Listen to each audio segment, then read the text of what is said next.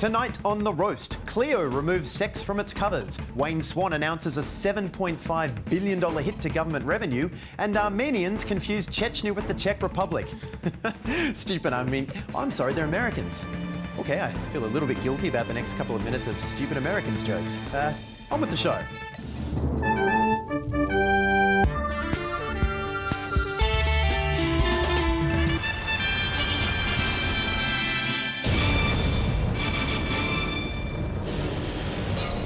Over the weekend, Boston police finally apprehended Johar Tsarnaev, the Chechen-born 19-year-old who, alongside his brother Tamerlan, was identified as the suspect in last week's horrific marathon bombing. And in the hours that followed Johar's capture, when his boat failed to sail away on grass, social media sites were bombarded with activity discussing the alleged bombers. For example, Jose de Leon wrote, "The people responsible for the Boston Marathon explosion are from the Czech Republic. I didn't expect that.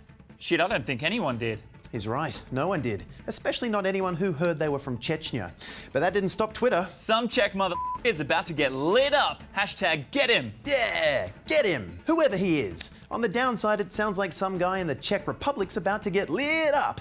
On the upside, I do hear he's a mother. But then finally, there were people like Killer B who wrote, "Czechoslovakia, you aren't of any importance." Nor are them all a country anymore, since Czechoslovakia dissolved in 1993. In fact, so widespread was this confusion that the Czech ambassador to the United States, Peter Gandelovich, had to release a statement saying, "As more information on the origin of the alleged perpetrators is coming to light, I'm concerned to note in the social media a most unfortunate misunderstanding in this respect. The Czech Republic and Chechnya are two very different entities." But how different are they? Well, as different as two completely different places can be. Chechnya and the Czech Republic. It's like trying to compare apples and the Czech Republic. Geographically, for example, the Czech Republic is here, whilst Chechnya is just over here.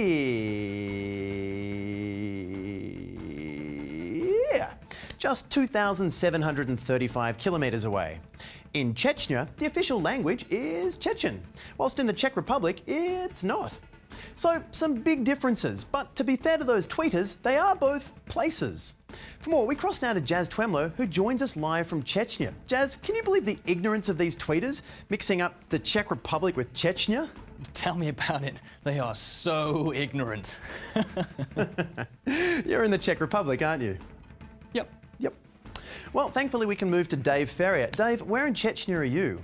Chernobyl, Tom, site of the world's worst ever nuclear disaster. Not in Chechnya. Seriously, did anyone get past the first syllable? Seaton, you understand, right? It's Chechen, not... Czech.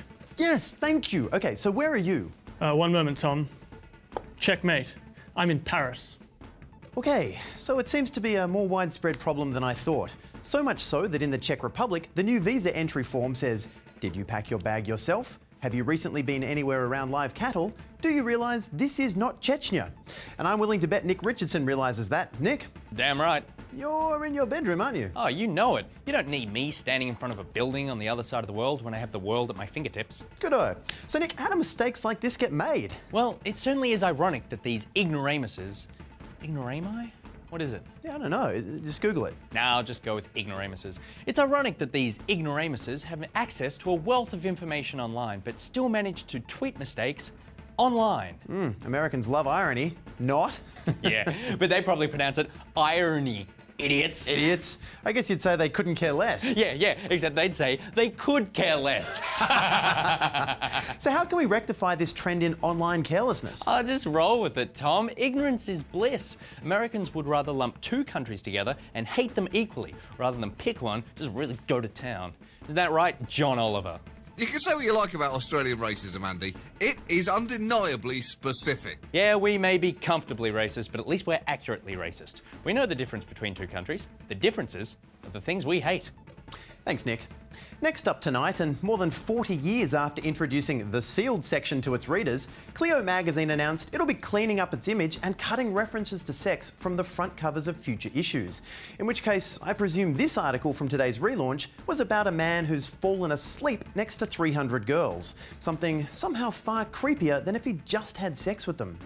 The change came after Cleo interviewed 1,500 women between 14 and 26 and discovered most of its readers were conservative, a survey those teenagers completed in between long bouts of sexting. Clio's new editor, Shari Markson, explained that her readers are embarrassed to be sitting at home with their parents reading a magazine which has the word orgasm in bold print on the cover. Not really surprising, given that 14-year-old girls are permanently embarrassed and a 26-year-old girl still living at home should be. Either way, Ms Markson's hoping to improve the quality of Clio's content by hiring some of Australia's best journalists and columnists. And with that new direction, I'm certainly looking forward to their investigative piece on why women won't talk to me. Now, the survey also turned out some other surprising results, with 41% saying they've never had sex, the majority stating they've no interest in drugs, alcohol or tobacco, and an overwhelming 90% saying they wanted to do volunteer work, with the remaining 10% being honest. For an analysis of these figures, we turn now to one of the women surveyed, Rachel Corbett. Rach, how do you feel about Clio dialing down the sexual references? Doesn't affect me at all, Tom. I've never had sex, so I certainly don't have any need for those tips or tricks they talk about. I've also never done drugs, I've never drunk anything, and I don't smoke. Oh, you're leaving, Mum? Okay, no worries. Have a lovely day. God, Tom, I'm devastated about the changes. I only put those answers down because they sent the survey to my house and my mum was watching me fill it out. I didn't realise it was actually going to change anything. Where am I going to go now for my sex tips? The internet? If I followed the internet's advice, I'd be lying on the floor while some guy...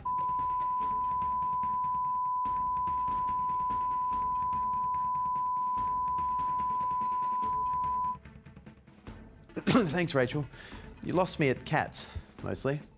But of course, women aren't the only ones who read Clio. Brothers, boyfriends and husbands pore over it like it's the opposition's secret playbook. And for more on how Clio's new content will affect men, we cross to our least eligible bachelor, Clark Richards. Clark? It's the end of an era, Tom. These magazines are a goldmine for information on how to please your man and 10 tips to spice up the bedroom. I'm concerned about this change because I need to know what my wife wants to do to me ahead of time, since I don't like surprises and I'm ticklish. Plus, there's a whole fidelity thing. I don't follow. Tom, when my wife goes all downtown disco on me, I need to know that she's learnt it from a magazine and not another man. And that's why I'm here. And where are you? In the waiting room of a doctor's surgery. It's the only place that still stocks the old hardcore Clios. It's my anniversary tonight, and I need to know if I'm going to get candle wax inside me. Again. Mr. Clark Richards? Right here, Doc. You again? This is the 5th time this week. Of course, with the research finding that 70% of Clio readers still live at home and are embarrassed about reading sex articles in front of their parents, we recommend they learn how to avoid that awkwardness by having a cheeky peek inside the roast sealed section. How to read your Clio magazine in private because you're a Gen Y person who still lives at home with your parents. Oh shit! Step 1, buy a magazine. Step 2, don't read it in front of your parents. Step 3, if you're over 20, move out. You're an adult now. Don't you think your parents want their own space? Maybe they want to wander around nude, but they can't do that when you're at home, torrenting Buffy and eating all their cheese. That is some sound advice. I guess I better start buying my own Gouda. Finally tonight, Treasurer Wayne Swan announced that government revenue had suffered a $7.5 billion hit due to the high dollar and low terms of trade. And as a consequence of that, that's caused a hit, if you like, a sledgehammer. I do not like. And nor do some economists, who predict a budget deficit of up to $20 billion, or 50 of those lotto trucks. And it looks like Mr. Swan won't be changing the budget to account for these Powerball revenue losses, declaring, It would be deeply irresponsible to cut more to make up for these revenue losses, because all that would do would cause higher unemployment and lower growth and more debt. The Honourable Wayne Swan there, Deputy Prime Minister, Treasurer and Minister for announcing really shitty news. Look, it's a hard life holding all those portfolios, but it is worth it when Julia Gillard's overseas for a couple of days and he can use that sweet Prime Minister parking spot. For more now, we'll cross to Mark Humphries, who joins us live from Cyprus. Mark, with the Labor government about to deliver another deficit, is there a chance Australia's credit rating might drop from AAA? No, and frankly, Australia needs to stop complaining. Do you realise there are concerns that Cyprus might not even have a currency soon? Do you know what their credit rating is? It's probably not fantastic. Yeah, it's not a AAA. It's not a AA. It's not even a B. It's a triple C. It doesn't get any lower than that. Well, perhaps if those Cypriots work a little harder, they'll see an improvement. I am so sick of your shit, Tom. This is exactly like when we were at school and you complained about only getting 95% on the Latin exam. I still cry about that sometimes. I know you do. Your whimpers echo around the office at night.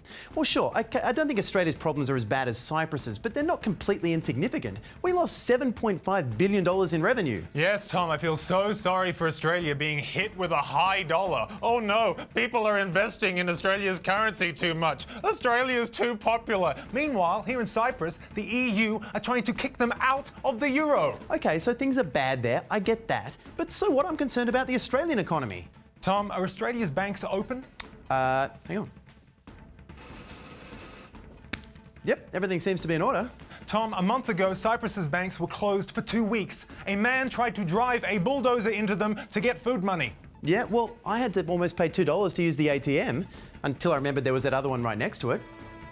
Mark Humphrey's there. And that's the end of our show because I got to get home before my parents do their daily stock take of the cheese fridge. Good night.